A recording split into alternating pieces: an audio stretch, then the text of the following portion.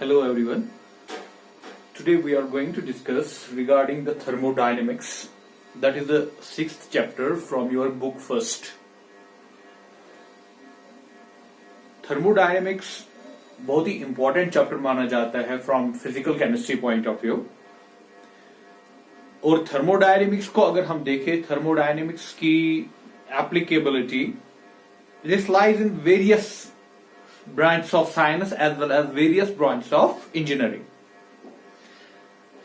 Thermodynamics आपने शायद physics में भी पढ़ा होगा या पढ़ने जा रहे होंगे. इसकी जो एप्लीकेबिलिटी है वो हर जगह पे, बहुत जगह पे अप्लाई हो जाता है ये थर्मोडायनेमिक्स. क्यों? वो आपको इसका जवाब मिल जाएगा.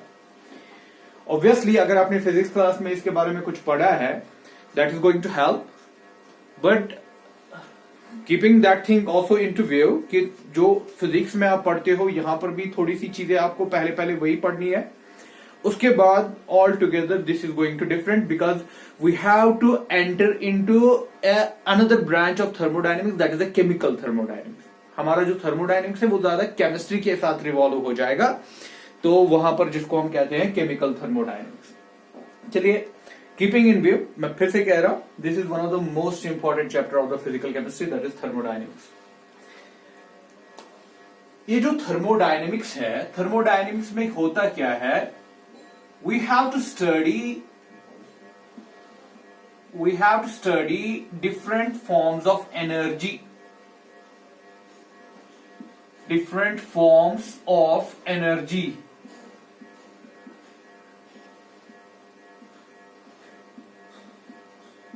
and their relationship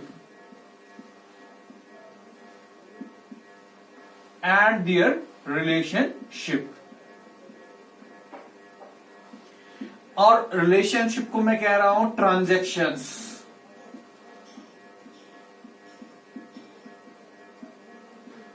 बेटा ये है थर्मोडायनेमिक्स. थर्मोडायनेमिक्स में आपको डिफरेंट फॉर्म्स ऑफ एनर्जी के बारे में पढ़ना पड़ेगा, और एक फॉर्म ऑफ एनर्जी दूसरे फॉर्म ऑफ एनर्जी में कैसे कन्वर्ट हो गई, दैट मीन उनके बीच में रिलेशनशिप क्या है, वो चीजें पढ़नी पड़ेंगी. क्योंकि वी नो कि दुनिया में जितनी भी प्रोसेसेस होती है, मेरा आपका लेक्चर देना, हमारा खाना खाना, हमारा कोई काम करना, बस का चलना, इस सब में एनर्जी लगती है. सो ऑब्वियसली एनर्जी का बहुत ही इंपॉर्टेंट रोल है. तो आपको क्या करना है, आपको इस चैप्टर में we have to see different forms of energy की फॉर्म्स देखनी पड़ती हैं और उनकी आपस में रिलेशनशिप क्या है. जैसे मैकेनिकल एनर्जी, फॉर एग्जांपल आप गाड़ी ले रहे हो, गाड़ी में आपने पेट्रोल डाला, पेट्रोल कन्वर्ट हो गया, पेट्रोल को कंबस्शन हो गया, वहां से एनर्जी निकली इन डिफरेंट फॉर्म, उस हीट एनर्जी निकली, उस हीट एनर्जी ने रन किया गाड़ी का जो मोटर जो इसका इंजन होता है उसको चलाया. सो ये क्या हो रहा है, ये आपने जो ये पेट्रोल लाया, पेट्रोल का कंबस्शन करवाया, आप क्या कर रहे हो, ये एक्चुअली आप एक एनर्जी को दूसरी फॉर्म ऑफ एनर्जी में कन्वर्ट कर रहे हो. So this is thermodynamics. इसलिए मैंने आपको पहले ही कहा कि थर्मोडायनेमिक्स की जो एप्लीकेबिलिटी है, दैट मीन अप्लाई जो थर्मोडायनेमिक्स होता है वो बहुत सारे फील्ड्स में होता है. It is not only limited to chemistry. This is in physics, this is in biology, this is in engineering science, everyone, because everything revolves around energy. Energy के इर्द गिर्द सब कुछ चीजें घूमती है. अब जो आपको मेन थर्मोडायनेमिक्स का मतलब क्या है, तभी इसमें पढ़ना क्या होता है, study different forms of energies and there relationships and transaction. Transaction हो गया कन्वर्ट होना, एक फॉर्म से दूसरी फॉर्म में कन्वर्ट होना, उनकी आपस में रिलेशनशिप क्या है, ये इस थर्मोडायनेमिक्स में पढ़ा जाता है. हाँ, थोड़ा सा इसका नाम ये याद रखने के लिए थोड़ा सा गलत हो गया था पहले, क्योंकि इसका नाम एक्चुअली एनर्जी डायनेमिक्स होना चाहिए था, है ना, क्योंकि थर्मो मतलब होता है, थर्मो का मतलब होता है हीट, लेकिन हीट ही तो एनर्जी की फॉर्म नहीं है, एनर्जी की तो बहुत सारी फॉर्म्स है. यहां पर रखा गया थर्मोडायनेमिक्स मतलब मोशन, डायनेमिक्स का मतलब मोशन, हीट इन मोशन. लेकिन इस चैप्टर में खाली हीट के साथ ही डील नहीं करना है, और हीट के साथ बहुत ज्यादा डील करना है, लेकिन खाली हीट ही नहीं है। तो इस चैप्टर का थोड़ा सा नाम गलत है कि थर्मो मतलब हो गया heat dynamics, but there in this chapter we deal with different forms of energy, not only heat. So actual इसका नाम होना चाहिए था एनर्जी डायनेमिक्स, बट रखा गया थर्मोडायनेमिक्स, क्योंकि पहले सब कुछ हीट से ही समझा जाता था, तो ऑब्वियसली इसका नाम रखा गया thermodynamics. But you can understand we have not to limit only with the heat, we have to see different forms of energy. चलिए, thermodynamics is a branch of science which deals with different forms of energies and their relationships or transactions. क्या किया हमने note? Thermodynamics is a branch of science which deals with different forms of energies and their relationships or transactions. Transactions हो गया conversion.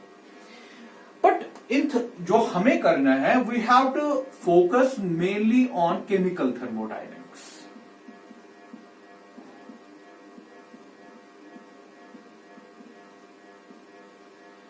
Chemical thermodynamics हमें जो ज्यादा काम की चीज है वो केमिकल थर्मोडायनेमिक्स है। केमिकल थर्मोडायनेमिक्स क्या, इसमें क्या देखना है हमें? Study of energy change, study of energy change in chemical processes,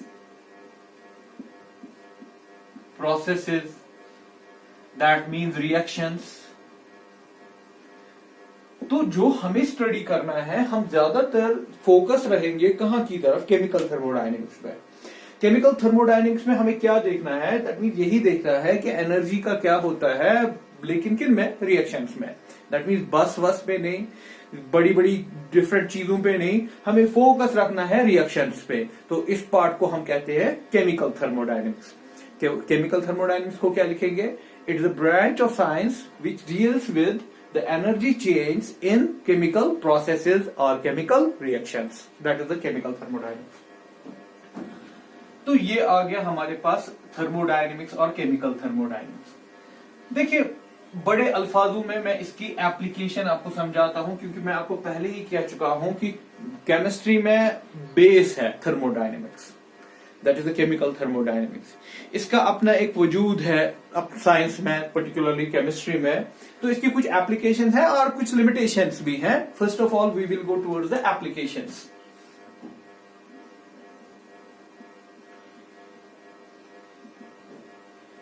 applications of thermodynamics. Thermodynamics पढ़ने का फायदा।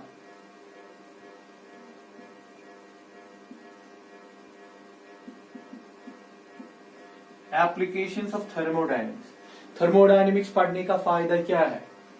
सबसे पहली बात देखिए, पॉइंट नंबर फर्स्ट लिख रहा हूं मैं। It can help in prediction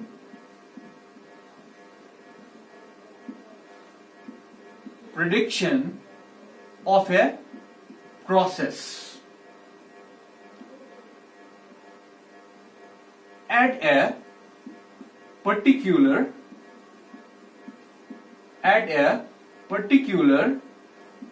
conditions।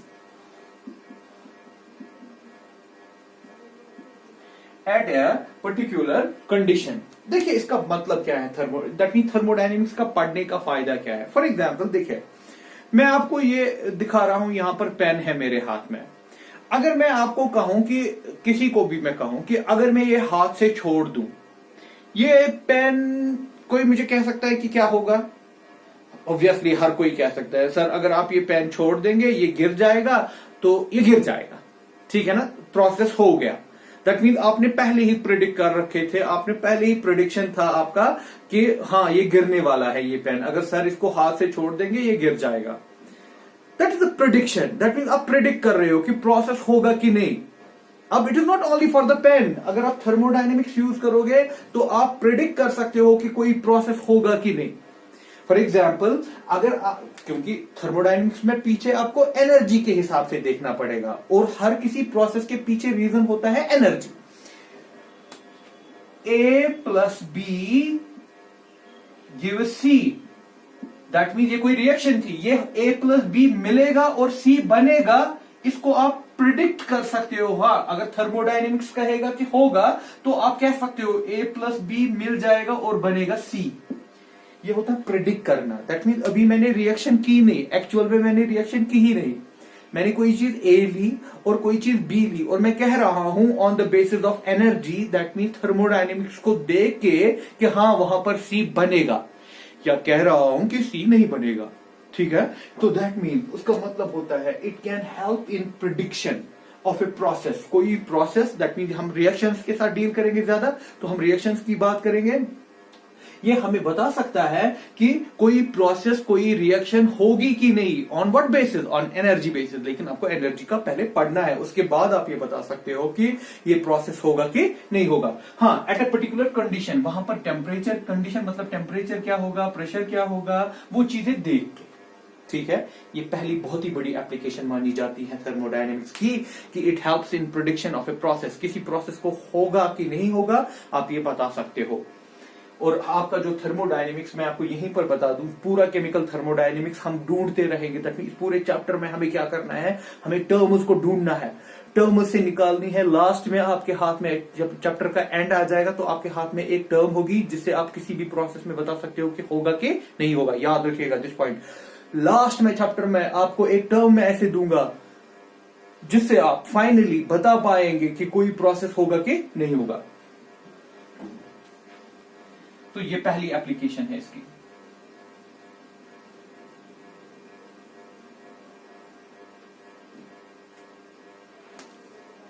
It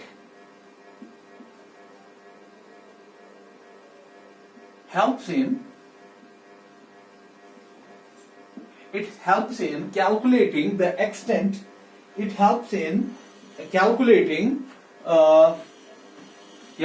predicting the extent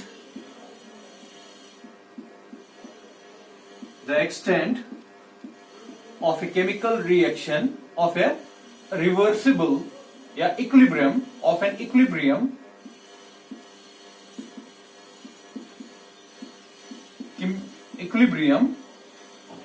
reactions। मतलब आपने देखिए, सबसे पहली टर्म इसमें इक्विलिब्रियम, और मोस्ट प्रोबेबली आपने ये पढ़ा नहीं होगा, ये आपका 7वां चैप्टर है, दैट मीन इक्विलिब्रियम जो आपका पूरा चैप्टर है। थोड़ा सा मैं इंट्रोड्यूस करके देता हूं यहां पर इक्विलिब्रियम रिएक्शंस को। ये मेरे पास कोई ए है रिएक्टेंट, बी है रिएक्टेंट, ठीक है, ये प्रोडक्ट बना रहा है पी, ठीक है, A plus B gives P, reaction है, कोई भी लीजिए आप। जब स्टार्ट किया आपने रिएक्शन, जब टाइम 0 था, टाइम 0 का मतलब अभी मेरे पास ए है और बी है, दैट मीन आपने ए और बी लिया है, रिएक्शन कर दी है ना, एक्सपेरिमेंट करना है। ये आपने लिया था 10, ये आपने लिया था 10, बट दिस इज 0, क्योंकि आप बोल रहे हो ना टाइम अभी 0 है, अभी कुछ टाइम चला ही नहीं। अभी आप ए और बी को मिला रहे हो और घड़ी देख रहे हो, अभी ए और बी ही होगा ना, पी अभी बना नहीं। कुछ टाइम के बाद आप देख रहे हो, एट सम टाइम आफ्टर, लीजिए 15 मिनट के बाद, आफ्टर 15 मिनट्स आप देख रहे हो ये 0, ये 0, ये 10, दैट मीन ये सारा खत्म हो गया, ये सारा खत्म हो गया, इसने सारे ने बना लिया प्रोडक्ट, ठीक है, इसने सारे ने प्रोडक्ट बना लिया, दैट इज दिस। अब यहां पर इस रिएक्शन को क्या कहेंगे, दिस इज कंप्लीट रिएक्शन। इस टाइप ऑफ रिएक्शन को क्या कहते हैं, कंप्लीट रिएक्शन। कंप्लीट रिएक्शन का मतलब क्या होता है, सारा आपका जो रिएक्टेंट जितना भी था वो सारा का सारा कन्वर्ट हो गया प्रोडक्ट में। This is not equilibrium reaction, इसको इक्विलिब्रियम ना कहिए। ये कौन सी रिएक्शन है, this type of reaction is complete, ये रिएक्शन हम कहेंगे कंप्लीट हो गई, कंप्लीट रिएक्शन, ठीक है बेटा। लेकिन हमें किसके साथ मतलब है, इक्विलिब्रियम। देखिए इक्विलिब्रियम में क्या होता है, अब मैं इक्विलिब्रियम की बात करूं, आप 5 मिनट के बाद आइए, ठीक, 5 मिनट। चलिए यहां पर हम ये भी लेंगे, यहां पर और हमें बना था पी और डी, दूसरा रिएक्टेंट भी देखेंगे, कोई फर्क नहीं है, एक भी ले सकते हैं, दो भी ले सकते हैं।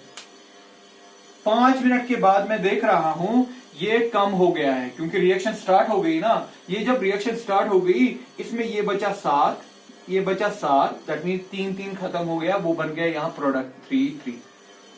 रिएक्शन स्टार्ट हो गई 5 मिनट के बाद, अब आपके पास प्रोडक्ट्स भी है, कितना प्रोडक्ट, 3 और ये 7, ये कम हो गया, वो बढ़ रहा है।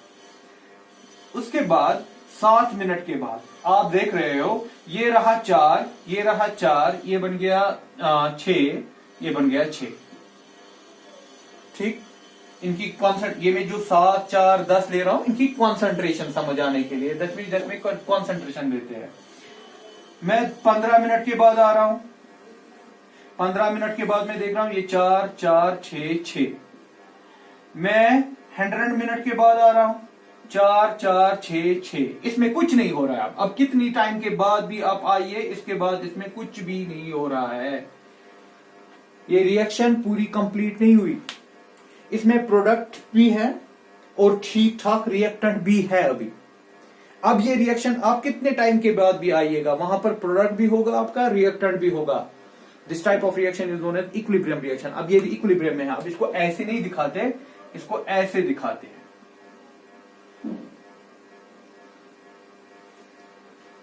ये कंप्लीट नहीं हुई, अब इसमें प्रोडक्ट भी है, रिएक्टेंट भी है। इस टाइप ऑफ रिएक्शन को क्या कहते हैं, इक्विलिब्रियम रिएक्शन। ठीक है, समझ आ गया ना इक्विलिब्रियम रिएक्शन। अब देखिए मेरा थर्मोडायनेमिक्स, वो तो आपको समझाएंगे अपने टाइम पे जब इक्विलिब्रियम पढ़ेंगे, यहां पर कितनी अंदर कहानियां हैं, लेकिन इस वक्त इतना समझिए कि इक्विलिब्रियम रिएक्शन क्या होता है। It helps in predicting the extent of an chemical equilibrium reaction. आप पहले ही बता सकते हो किसी रिएक्शन में वो कितना आगे चलेगा। इक्विलिब्रियम रिएक्शन में क्या आगे, मतलब ये 4, 4, 6 तक बना ना, 6 के बाद नहीं ना गया है आगे। आप पहले ही, अगर आपको इस रिएक्शन का थर्मोडायनेमिक्स पता है, तो आप पहले ही ये बता सकते हो कि ये कितना आगे जाएगा, दैट मीन कितना प्रोडक्ट बनेगा, और उसी हिसाब से आप बता सकते हो फिर कितना रिएक्टेंट बचेगा। ठीक है ना, this is okay. It helps in predicting the extent of an chemical reaction. आप प्रिडिक्ट कर सकते हो कि आपकी केमिकल जो रिएक्शन है इक्विलिब्रियम में वो कितना आगे जाएगी।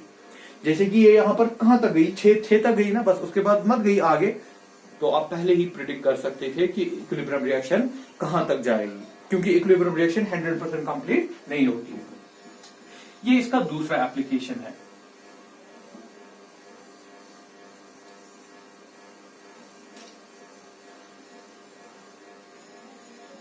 थर्ड वन,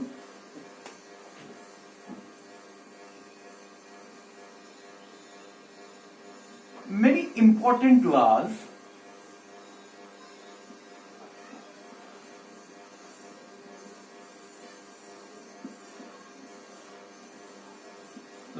in chemistry,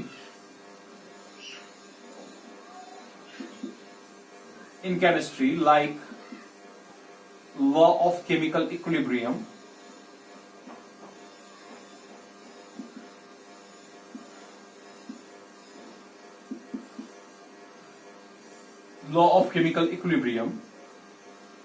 या distribution law,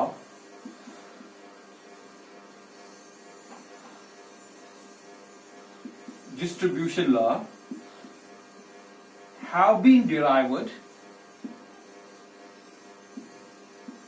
from thermodynamics। Chemistry में बहुत सारे इंपॉर्टेंट लॉज हैं, जैसे कि लॉ ऑफ केमिकल इक्विलिब्रियम, जो आप अगले चैप्टर में पढ़ेंगे, इक्विलिब्रियम में पढ़ना है आपको। ऐसे ही डिस्ट्रीब्यूशन लॉ, ऐसे ही और बहुत सारे लॉ, यही दो नहीं, बहुत सारे लॉ, उनको डिराइव किया गया है by using thermodynamics.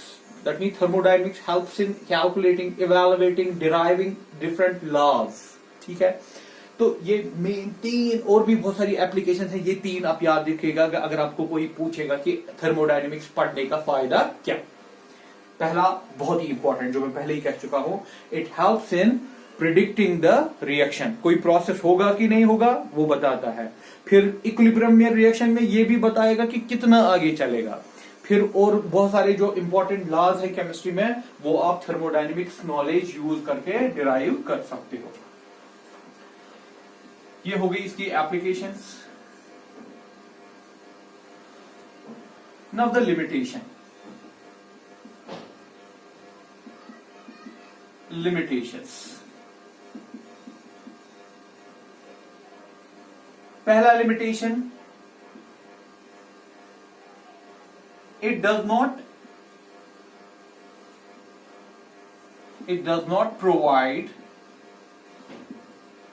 any information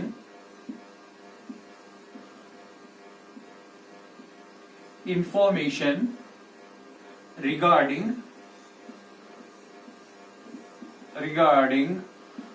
the rate of reaction.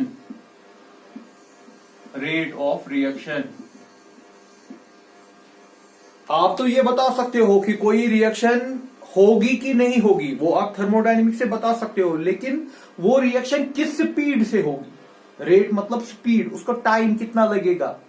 ठीक है, थर्मोडायनेमिक्स कह रहा है A plus B give C, that mean कोई दो रिएक्टेंट्स आपस में मिल गए, इन्होंने प्रोडक्ट बनाया। ये कह रहा है कि थर्मोडायनेमिक्स कहेगा होगा, लेकिन किस स्पीड से होगा। स्पीड बहुत इंपॉर्टेंट है, स्पीड को हम नेग्लेक्ट नहीं कर सकते। फॉर एग्जाम्पल, अगर A प्लस बी, ए क्या है रिएक्टेंट, बी क्या है रिएक्टेंट, ये मिलेगा, बनेगा प्रोडक्ट C। थर्मोडायनेमिक्स कह रहा है कि ये होगा, लेकिन किस स्पीड पे होगा वो नहीं। फॉर एग्जाम्पल, इसको 2000 साल लगेंगे इस रिएक्शन को होने में। उसका होने का क्या फायदा कि अगर किसी रिएक्शन को 2000 साल लगेंगे तो उसको कौन बैठेगा वेट करने की, हाँ चलिए 2000 साल हम इसको देंगे होने के लिए। वो होना या ना होना एक ही बात है ना। रेट भी बहुत इंपॉर्टेंट चीज होती है, ठीक है, लेकिन थर्मोडायनेमिक्स हमें रेट के बारे में कुछ नहीं बताता। इसके लिए हमें एक और ब्रांच पढ़नी पड़ती है साइंस की, केमिस्ट्री की, दैट इज केमिकल काइनेटिक्स, जो आप 12th क्लास में देखेंगे। ये पहली लिमिटेशन, इसकी मेन लिमिटेशन तो यही है, it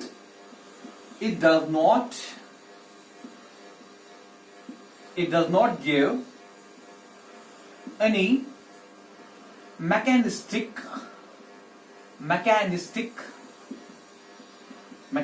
मतलब मैकेनिज्म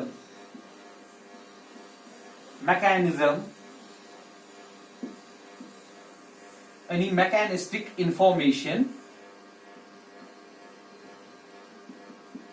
of a reaction। अरे भाई, A और B मिला था आपस में, इन्होंने बनाया प्रोडक्ट, लेकिन इस A और B को मिलने में दैट मीन्स और भी चीजें हुई होंगी। क्या पता A और B पहले किसी और चीज में कन्वर्ट हो गया, फिर जाके उसने प्रोडक्ट बनाया। That is a mechanism. Reaction ऐसे स्ट्रेट फॉरवर्ड तो दैट मीन मोस्ट कम ही होती है ऐसी रिएक्शन जो स्ट्रेट फॉरवर्ड हो जाए। लेकिन A और B कुछ और बना रहा है, फिर जाके प्रोडक्ट बना रहा है, ये होता है मैकेनिज्म। दैट मीन आपको सारे स्टेप्स पता है, लेकिन ये उनके बारे में आपको कुछ नहीं बताएगा कि ये कैसे हुआ, A ने B को मारा, थप्पड़ मारा, क्या किया, मुक्का मारा, B ने A को मारा, कुछ ये आपस में अंदर क्या कर रहे हैं इसके बारे में कुछ नहीं कहेगा। मैकेनिज्म के बारे में आपका थर्मोडायनेमिक्स कोई इंफॉर्मेशन नहीं देगा। ये दूसरी लिमिटेशन इसकी।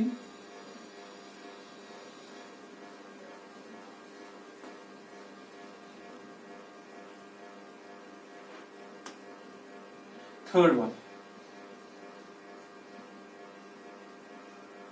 न ये रेट के बारे में बताता, न ये मैकेनिज्म्स के बारे में बताता।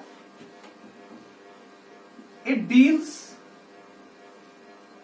With macroscopic properties. Macroscopic properties of a system like temperature,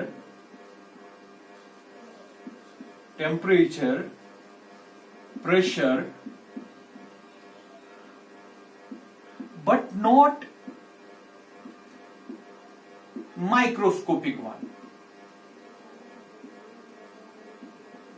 microscopic one ये डील करता है मैक्रोस्कोपिक प्रॉपर्टीज के साथ। माइक्रोस्कोपिक के साथ इसका कोई मतलब नहीं है। मतलब देखिए फॉर एग्जांपल ये आपने कोई गैस लीजिए हाइड्रोजन है, हाइड्रोजन गैस है। हाइड्रोजन गैस में मॉलिक्यूल्स होंगे H2 मॉलिक्यूल्स हैं हाइड्रोजन गैस के, ठीक है ना। आपने एक कंटेनर लिया, इस कंटेनर में हाइड्रोजन गैस है। इस की टोटल जो प्रॉपर्टी, टोटल जो एनर्जी होगी, हाइड्रोजन मॉलिक्यूल्स है, इसका अपना एक एनर्जी होगा यहां पर, इसका टेम्परेचर होगा कुछ सबका, इसका प्रेशर होगा, है ना।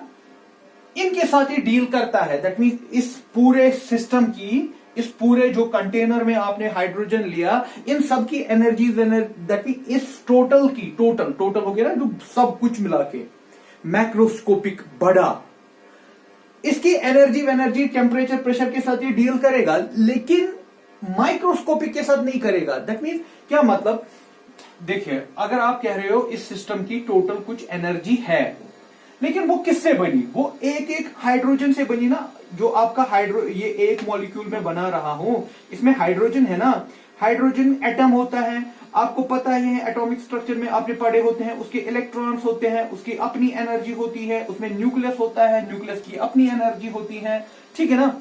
ये सारी दैट मीन इसके माइक्रोस्कोपिक के साथ इसको कुछ नहीं करना। थर्मोडायनेमिक्स में आप माइक्रोस्कोपिक के साथ कोई डील वील नहीं करोगे। दैट मीन वहां से आपको कोई इंफॉर्मेशन थर्मोडायनेमिक्स से नहीं मिलेगी। किसके बारे में, माइक्रोस्कोपिक। दैट मीन कोई बोलेगा कि मैं थर्मोडायनेमिक्स से एक मॉलिक्यूल को पढ़ने बैठूंगा, नहीं, उसके लिए लगता है क्वांटम मैकेनिक्स, जो आपने एटॉमिक स्ट्रक्चर में जिसके बारे में आपको पढ़ाया गया होगा, जहां पर आप क्वांटम नंबर्स के बारे में बताते हो, जहां पर एनर्जीज निकालते हो, वहां किसकी निकाल रहे होते हो, एक एटम की। लेकिन इसको इसके साथ कुछ नहीं है। ये ओवरऑल जब हम बात करेंगे ना एनर्जी की, ये टोटल सिस्टम की एनर्जी की बात करेगा। इसको माइक्रोस्कोपिक के साथ कोई लेना देना नहीं है। It gives full picture. Microscopic that is कि ये माइक्रोस्कोपिक सिस्टम पे अप्लाई नहीं होगा, ये किस पे होगा, मैक्रोस्कोपिक सिस्टम पे अप्लाई होगा।